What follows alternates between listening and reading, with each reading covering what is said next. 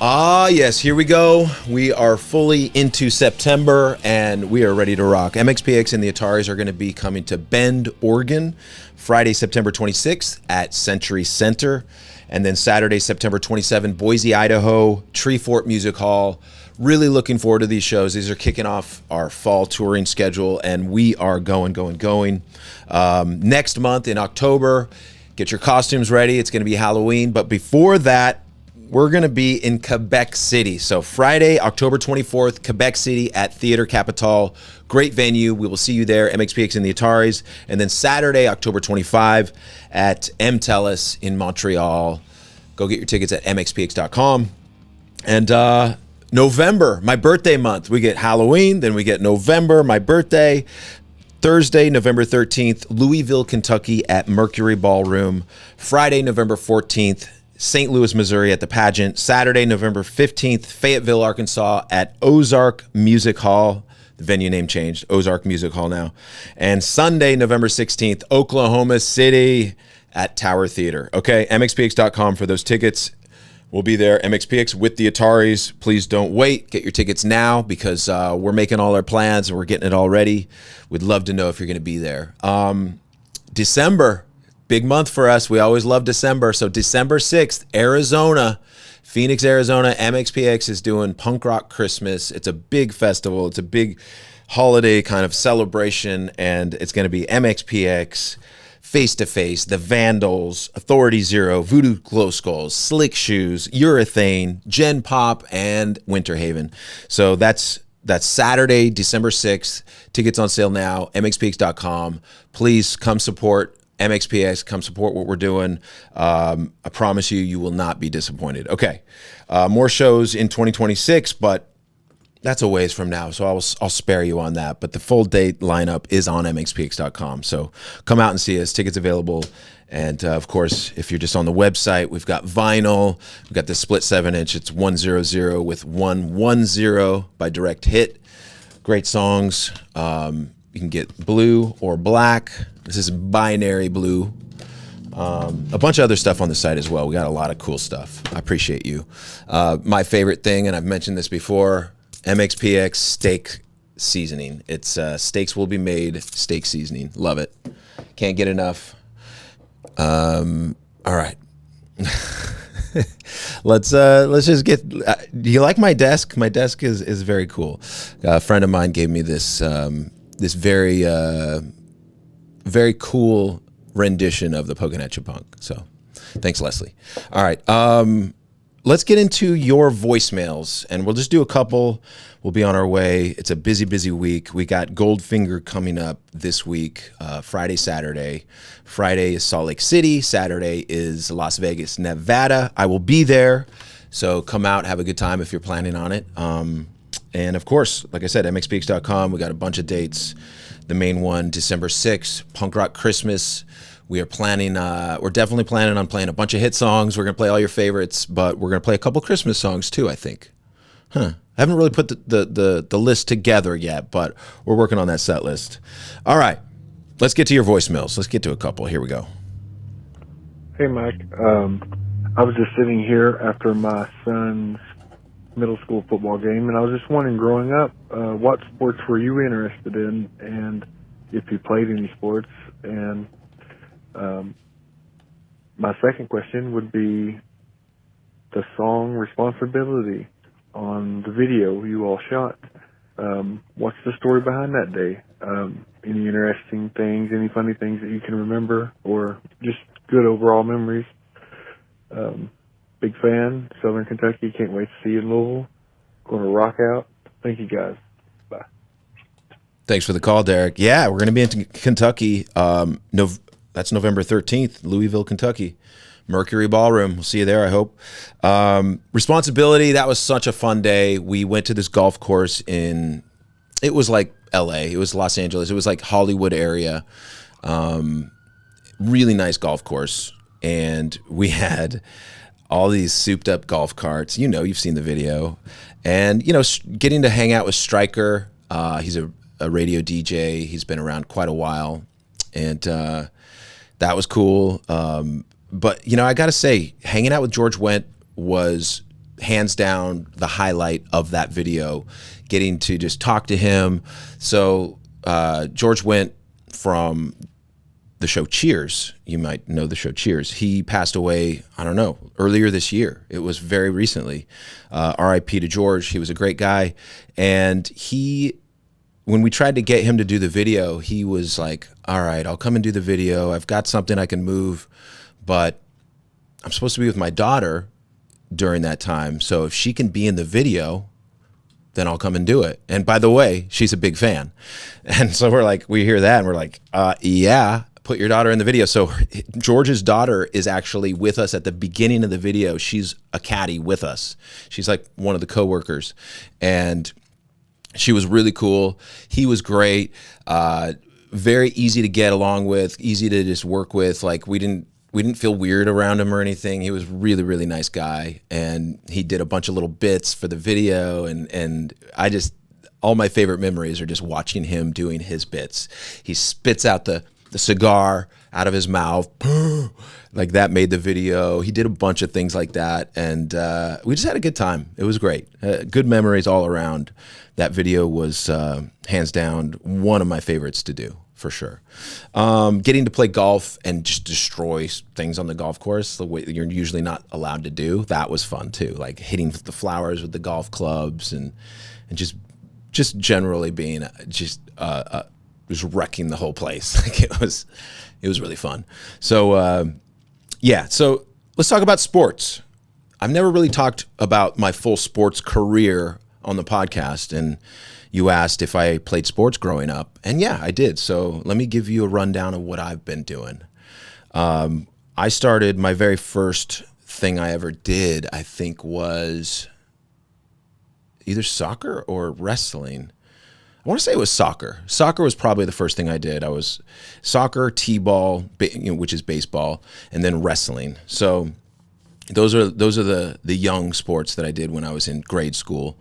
And I was pretty good at soccer. You know, Mexicans are good at running, so I was just speedy, and I would just cruise around and kick the ball, and I did pretty good. But I wasn't necessarily the best, but I was nowhere near the worst. I was always better than average. Soccer was fun. I did it through junior high, probably like into junior high, maybe. But it just got way too busy. And then t-ball, that was fun. I played t-ball, and then that went into baseball. The first team I played for was Chico. Chico, I don't know if we had an actual mascot. I don't remember having a mascot. I don't think there was a mascot. We were just like, it was like Chico Pee-wees, and we played for Chico Way, the league Chico or whatever, the team. Anyway, I had a lot of good memories just from being out there, hitting balls, being bored out in the outfield, getting caught off guard when the ball finally comes your way. Like I had all those experiences as a kid, and I was pretty good at baseball. I could hit the ball pretty well. I was never, the big dumper. I was never hitting home runs constantly, but I was getting close, and I was hitting good. I remember when the Oakland Athletics, was it the Angels or the Athletics? They had a run probably 10, 15 years ago to the World Series, and they got there by just hitting base hits. Like they didn't hit a bunch of home runs. And I remember I was like, that's me. That's what I can do. I can hit it right over that third baseman's head and get on base. And then you just make it happen. But of course it's much more fun when you hit homers. So now my son is in baseball. He just started doing fall ball this year, and he's loving it. So baseball was big for me growing up, and then wrestling. I got into wrestling in elementary school. I was a little kid. My dad used to be a wrestler in high school, so he started volunteering. He wasn't a coach, but he was like a volunteer coach, and he would take me to, it was CK High School. We had our practices in the high school, in the gym, in the room back there, and it was wild. Just a whole new experience, learning how to do like the different positions and how to half Nelson somebody, how to pin somebody down. Like I learned all those moves. I know how to take people down still, you know, and I've carried those wrestling moves with me my whole life. You know, if I get in fights, I can figure it out, you know. And usually I don't need to use wrestling moves in fights, but now and again, like I remember in 6th grade, I was in a fight on the playground, and the guy punched me, and I took him down, and I was holding him down, and I had him in a cradle, and I was just holding him down. I was like, all right, you done? You good? You done? And I just had complete control over this kid, and he couldn't do anything about it. And we got in trouble, went to the principal's office, and you know, I don't remember really what happened. I don't think I got suspended or anything. Just got a slap on the wrist or something. But I've learned, you know, those skills over the years and kind of, you know, kept up with them a little bit. I wrestled through junior high, actually. I wrestled into junior high, and I actually did pretty good in junior high. I wasn't the top guy in our league, but I was kind of the second to top guy. This guy at Olympic, trying to remember his name, he was very famous for being a wrestler. His brother, his dad was a big wrestler. So like he was like, that's the guy that nobody can beat. And I remember I wrestled him at a regular match, and I almost beat him. I didn't beat him in the end, but I almost beat him. I did pretty well against him, and he was really good. Just right away, you could tell this guy's better than everybody else I've wrestled. I wish I remembered his name. I would give him the props. He wasn't a jerk or anything. I mean, he seemed like a normal, nice guy. He was buff though. Like when you look at a guy and he's like this, that was him. He was like, ooh, and I was like, okay, I'm not that yet. So keep working. So that was my wrestling career. I went through junior high, and then once we entered high school, that was, you know, from junior high to high school was when I started the band MXPX. I started that band, and I'd started playing bass guitar and guitar the year before my 9th grade year.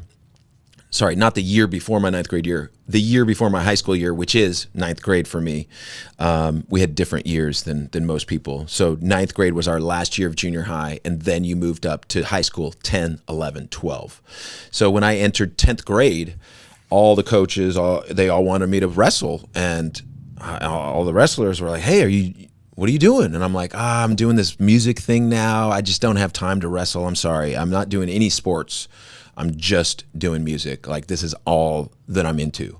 And I literally just dropped all of my extracurricular activities, everything but doing music. And music was my life from 10th grade to now, you know? So I really enjoy sports, and I think it's really great for kids to participate in sports, and to, you know, you meet a lot of people, a lot of great people, and you know, you kind of have those experiences where you have rivalries, and you have enemies, and you have friends, and you have, you know, your teammates that are supporting you. So like, it's a little microcosm of the way the world really is, I guess.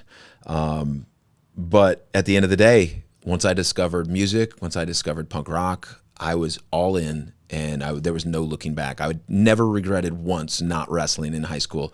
I never regretted dropping soccer, baseball, all of that. I think I was on the baseball team in junior high. I was on the what do you call it, the junior team or whatever, you know, the junior league, and I did pretty good. It was fun. And you got those nerves going up to bat in a game when you're in your uniform, and everybody's in their uniform, and everybody's in the stands, and you know, this is junior high for me, but I'm just like, whoa, this is a lot of pressure. This is great. I mean, this is great and terrifying. But ultimately, I was pretty good, but I wasn't the top, and I felt like I was better at music than everybody else I knew. Not necessarily playing wise, because I was never first chair when I played trumpet. I was always like fifth chair or third chair or something like that. But I think I had the momentum. I had the drive to just keep going and keep trying things and keep going. Just I wanted to do that. I wanted to do music. I wanted to make something happen, and boom, it worked. I mean, it's never not been a struggle. We're always having to work hard, but I think that's kind of what life is for most people. There are a few people out there that are having that easy street kind of life, but to me, I don't really judge myself up against those types of people. I judge myself up against the average person, which is somebody that's going to have to work at it. You're going to have to work at it. Talent doesn't come easily or naturally. Practice has to be done. You got to get your reps in. That's always been how I've succeeded in life, is never necessarily the first time I've tried something, but like the third, fourth, fifth, seventh time. That's very real. All right, this is the Kentucky episode, Kentucky Headhunters, because we got another caller from Kentucky. Do you guys know who the Kentucky Headhunters are, by the way, before we get to the next one? They're a band that I think they were from the 80s. They started around mid-80s or so, and Doom Us Walking or something. They had some really weird songs, but really good songs. Like if you like a Texas swing, kind of Tennessee style swing country, you're gonna like these guys, Kentucky Headhunters. My old best friend Andy Husted actually is who I found out about this band from, the Kentucky Headhunters. His dad, Chris, always listened to the Kentucky Headhunters when he was in the garage. And so anytime I came over to Andy's house to hang out, play, whatever, his dad would be in their garage with the radio on, tinkering. He'd be tinkering with models, airplanes, model tanks, model anything. He was kind of into the hobbies. And he would always have country music on, and it would be Kentucky Headhunters almost all the time.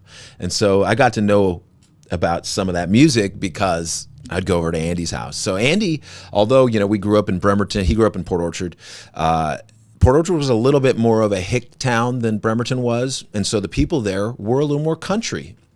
His dad was a little more country, a little more working class than maybe my dad, even though they both worked at the shipyard, but my dad's Mexican and he was a white guy. So it was just interesting for me to see the cultures, the difference. Like, oh, he goes to his garage after he gets done work and he works on another project. And my dad, he would do that too, I guess. He kind of did that later in life, but like in my experience, we would do stuff together as a family. Like, we did, to be honest, we would go camping with the Husteds. So Andy's family and my family would get together and go camping together as a family. But it was always, I think it was always their idea, right? Like, cause we were kind of more the city dwellers. And I mean very subtly. I don't mean they were complete hicks and we were like cosmopolitan, not at all. We were very similar to each other. I mean, MXPX is a working class band. My dad worked at the shipyard his whole life, after he got out of the Navy. So yeah, I mean, I say that kind of jokingly, but there's something to it. I don't know. I never really thought about it too much, but there's a little something to it. I learned quite a lot from going over to Andy's house, but I learned a lot of my work ethic from my dad. My dad was always working hard and always, making things happen. So thanks for that, Dad. Appreciate it. But the Kentucky Headhunters, I learned that from Andy and his family. So I don't know if this is about the Kentucky Headhunters. I don't think it is, but this is another call from Kentucky. And I looked at the numbers when they came in, and it's the same area code, but truly it is a different number. So it's not the same people. Here we go. What's up, Mike? It's Derek from Kentucky. I just listened to the last recent episode, and Ed, I got a chuckle out of you talking about songs. I love the songwriting talk, and you saying that, you get a dozen eggs, and you still check the eggs to make sure that one's not cracked. Reminded me of a conversation I had with an old drummer who's not speaking terms with me anymore, and for good reason, but this is a thing that happened when our son was a little dude then, and he was kind of, getting in the way at rehearsal. And that drummer told my wife that we need to have more kids so that he would have somebody to play with. And wow, that was a scene after that, because you just don't tell a woman, something like that. And anyway, so yeah, long gone from my life. But I said something to him once that, you know, having more kids, the more kids you have, the more chance you have, like, you know, that one of them's going to end up being a serial killer or something. Mm-hmm. And I guess he was offended because he had two sisters. And we have one child, and we're one kid people. I mean, we started later in life, and I don't know. Anyway, that was that. And one song I've been meaning to ask you about was End from, I believe it's the Left Coast Punk EP. I listened to that one a lot. And I don't know, just like to hear about, because it's so different than, you know, all your songs basically. And so what were you listening to at that time, or what inspired that? Love the, I think it's the vibraphone maybe. I'm not sure. It's in there. But anyway, if I don't call in before then, see ya in Louisville. I'll be bringing a carload with me. All right. Thanks. So rad. Thanks, Derek. Appreciate it. Yeah, there's some things you probably shouldn't say out loud to a woman, especially when, well, yours or somebody else's woman, especially somebody else's. Yeah. Now, he's not wrong as far as, you know, the more kids you have, the more they can play with each other. But that doesn't mean he's right to say that. Yeah, I'm with you. And you're right. The more kids you have, the more likelihood that one could be a serial killer. And I think evidence shows that that's correct, because there's a serial killer in my family. And, you know, I'm not going to say which one it is, but it's just more likely, you know, I mean, statistically, the more kids you have, the more one of them is going to be a bad kid, or the more likely one of them is going to graduate from college, or, you know, it's just, that's just ratios. That's just data, you know. And once you get, I've talked about this many times on the podcast, once you get the data pool up enough numbers, then the data actually starts making sense. And you're like, whoa, even though it doesn't make sense, but it makes sense as in this is a pattern that happens, but it doesn't happen necessarily if the data pool is too small, because then you get random things happening at too much of a rate. But you get enough people, you get enough numbers, boom, you start to see the patterns breaking out. And I think that happens with serial killers, with bad seeds, with good seeds, with all of the things, you know, like with autism, maybe, you know, you have, I don't know what the percentage is, but it's definitely gone up over the years, where you have a lot more kids these days that are born with some sort of autism, a spectrum of autism, right? And there's a lot of debate on what causes that. I don't know. I could guess, but yeah, I mean, I think it's a fact that there is a lot of serial killers out there. They all came from somewhere. They all came from women, didn't they? They're all born from women. Now, men had something to do with that too, because they got to contribute their you know. So we can't blame women. We can't blame men. All we can say is this is a thing that's happening. And the more kids you might have, the more chance you're going to have a serial killer. All right? Boom. Does that mean don't have kids? No. Have as many kids as you would like or are able to have. I'm absolutely all for that. I think everybody has a different situation. And whether that, you know, a situation at home, a situation with your job, with your family, whatever, right? But if you have the right situation and you can have a bunch of kids, I'm all for it. Go for it. We need more serial killers in the world, don't we? I don't know why I said that last part. I didn't mean that. Sometimes I say things I don't mean, you guys. All right. MXPX, the Ataris, we're going to see you in Bend and Boise at the end of this month. Please call in if you're going to be there. Please call in if you're not going to be there. Ladies, we haven't had a lady call in a minute. Please call in. The number, 360-830-6660. It's been a minute since I told you that. I almost forgot it. And then, of course, if you're a band or an artist and you want to submit your music, or your friend or somebody that you need people to hear this song, please submit it to the Mike Herrera Facebook group page. Submit it by adding a YouTube link of the song. It could be the video or just the song. It's your choice. and I will put that on the next Music Monday. All right, you guys. I'm sorry if I haven't got to your message yet. If you've called in, if maybe you're a possible guest and I haven't gotten back to you, I might. I eventually will. We're getting to things, but MXPX is about to be very, very busy. Goldfinger's getting busy. I don't know if I'm going to be able to. I might have to take a couple days off, a couple weeks off of the podcast. Not sure. But if I do that on the socials, I will probably put a story out there like, okay, podcast next week. But maybe I won't even do that because you won't even notice. If I just don't say anything, it'll be like, wait, what happened? And then boom, you'll get a podcast and you'll be like, oh yeah, the podcast didn't happen last week. Blah, blah, blah. So I'm just saying this because I don't really know what the future holds for me. I just know that I'm looking at some pretty intense schedules coming up. So I appreciate all of you for listening. Appreciate you for sharing the podcast. And this was just a little extra one for y'all. All right. Kentucky Headhunters Unite. Let's go. The crazy thing is they put out something, I want to say, in the last 5 years. Kentucky Headhunters are still going. I got to look them up and see if they're actually playing this year. And that would be great. Great to see them live. You know, it would be even better to see live? MXPX. All right. That's it. That's all I got. Shout out to Bob McKnight for producing. Shout out to all of you for being great. And until next time, peace.